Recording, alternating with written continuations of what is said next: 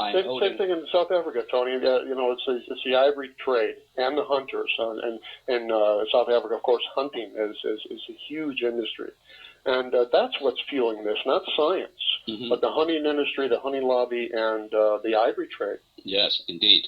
Jason, what's your observation on this? Well, a couple things that come to mind is, well, Steve mentioned science, and the science, the pro-hunting, and at least here locally, the people that respond to me or approach me or email me or however, their claims are that we need to defer to the wildlife experts at the Kansas Department of Wildlife, the people with degrees in, I'm not sure what their degrees are in, environmental studies or ecology or wildlife studies, whatever they happen to be, supposedly have specialized in school, and that they're the experts, and that we're just impassioned, overly emotionally driven animal rights activists. Yeah, that's another one of the rallying cry is our emotionality. They're driven by facts and not self-interest. Well, I would say that hunting itself is completely driven by their own emotion, because that's what they want. Yeah. They want to kill, and so they just create all kinds of intellectual arguments about it and create a social climate for it, etc., etc. So, first of all, let me just ask you guys: are you misanthropes? No, I don't consider myself to be. I am vehemently against anthropocentrism. I think of in terms of equality of all species, and I know that coming from the incredibly speciesist paradigm in which we exist, and which I grew up, it was indoctrinated into me that I'm still speciesist in ways, and probably ways that I'm not even aware of, but I try to be as anti-speciesist or non-speciesist as I can be. So I have a concern, and this is another thing that, another objection that, or attack that the pro-hunting people will throw at us as animal rights activists often, is that all we care about are the animals, and that's not true. And Steve can talk about this. I'll let him talk about this in more detail here in a second. But our position as allies and as part of Thomas Paine's Corner, and I'm sure you share this position too, Tony, is that we're total liberation for animals, oppressed humans, and the earth. And we care about all of them. It's just that, and I've said this publicly and put it in writing on my website at various times in various contexts, is that I've chosen to devote my energy and time and efforts to defending non-human animals because they're the most defenseless and the least served. Good for you. That actually is a very good trait of our species, because we can see past our own self-centeredness. Potentially we can, and Steve can, I can, and you can, but the hunters cannot. The best, what is your view about anthropocentrism, misanthropy, etc.?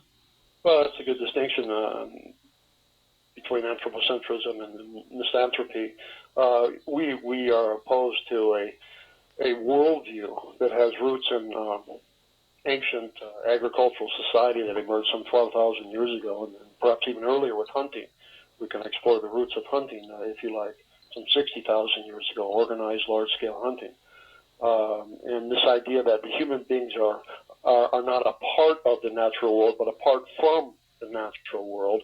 And the anthropocentric worldview sees everything in the world, from plants to animals, as existing for their needs, and that they have the right to exploit these resources for their own interests. That's the anthropocentric worldview, and that's what we're opposed to. But we're not opposed, certainly, to a human right to exist on the planet. We don't hate humans. This is one of the ways in which they try to discredit us. They call us either irrational, extremists, terrorists, or misanthropes, and that we hate humans. And if you can establish that we hate humans, or that we're extremists or we're irrational, it's very easy to discredit us and discredit our whole cause. So that's one of the rhetorical strategies. That's why I'm asking you this question. I want us to get this completely cleared up, that we're not misanthropes. Yes. No, I mean, if you're a total liberationist, or I mean, after all, humans are animals, so animal rights includes human rights, but That's human right. rights doesn't include animal rights, so-called animal rights. So we're trying to adopt a comprehensive ethic here. Throughout the centuries of Western history, there have been attempts to develop an expansive humanistic ethic. And after 19 or 20 centuries of trying, we've gotten so far with this. But in the last 100 years, the clear cutting-edge tendencies of ethics has been to move beyond this, to be inclusive, to include animals and environmental ethics. So we're trying to expand this process, not cut it off at its roots by saying that humans don't count and that we hate humans. This absolutely makes no sense. Humans are animals. Humans are sentient beings. And we challenge these things because we really have a distaste for suffering. We have a distaste for injustice. We have a distaste for people who are violent, who are bullies, who are manipulative. And who use their advantages against others, and who exploit the helpless and the weak. And this is why we have taken these strong positions. And this applies to any animal, two-legged animal, four-legged animal, whether it is a so-called rational biped or swims in the seas or flies in the air. We are opposed to any exploitative practice whatsoever. And so really it's the hunters in this case, to come back to this point, who are misanthropic. They are the ones, as you pointed out, Tony, who are promoting automobile accidents to satisfy their own bloodlust. In the vivisection industry, they are willing to kill people to promote bad medicines in order to make their mega profits in the pharmaceutical industries. The agriculture industry clearly does not care about the people who are consuming their so-called products. They don't care about the people who have to live in the environment of cesspools and polluted streams. And they are going to destroy human health. They are going to destroy the environment for their imperative to realize capitalist profits. So they clearly are the ones who hate and have contempt for the members of their own species, let alone the Earth and members of other species. Mm-hmm. So we really need to turn the tables on this accusation. You mentioned rational bipeds. Would hunters qualify? No, really the attacks on hunters, the attacks on hunting as a form of barbarism and bloodlust, this did not begin until the 18th century. It was a turning point in Western culture at that time. You did not see this in Greek, Roman, or medieval society. Hunting was considered a noble activity that promoted human virtues in Greek society. They had a less favorable view about it in Roman society. But throughout medieval Christianity, the anthropocentric worldview and the speciesist worldview were clearly aggressively promoted.